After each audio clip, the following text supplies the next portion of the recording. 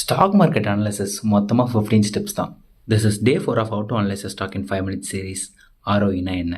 ஒரு கம்பெனி அவங்களோட share holders ஈக்விட்டியை வச்சு எவ்வளோ ப்ராஃபிட் பண்ணாங்க அப்படின்னு சொல்கிற ஒரு மெட்ரிக் தான் இந்த ஆர்ஓஇ, அதாவது return on equity. ROE formula என்னன்னா, ROE is equal to net income divided by its shareholders equity. For example, போன வீடியோவில் பார்த்த மாதிரியே நம்ம சேலஞ்ச் டுட்டோரியல் ஸ்டார்ட் பண்ணுறதுக்கு நல்ல தம்பியும் பாஸும் சேர்ந்து 50K இன்வெஸ்ட் பண்ணாங்க இல்லையா? அதுதான் இங்கே ஷேர் ஹோல்டர்ஸ் ஈக்விட்டி.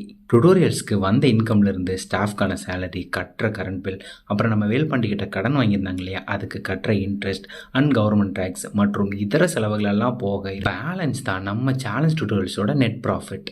எக்ஸாம்பிளுக்கு நம்ம சேலஞ்ச் டுட்டோரியல்ஸோட நெட் ப்ராஃபிட் 10Kன்னு வச்சுப்போம். இப்போது ஆர்ஓஇ ஃபார்முலாவில் சப்ஸ்டியூட் பண்ணோம்னா 50,000 டிவைட் பை 10,000 ஆன்சர் என்ன 20% வரும். ஆர்ஓஇ மினிமம் 15%க்கு மேலே இருந்தால் அது ஒரு நல்ல க்ரோயிங் கம்பெனிக்கான சைன்.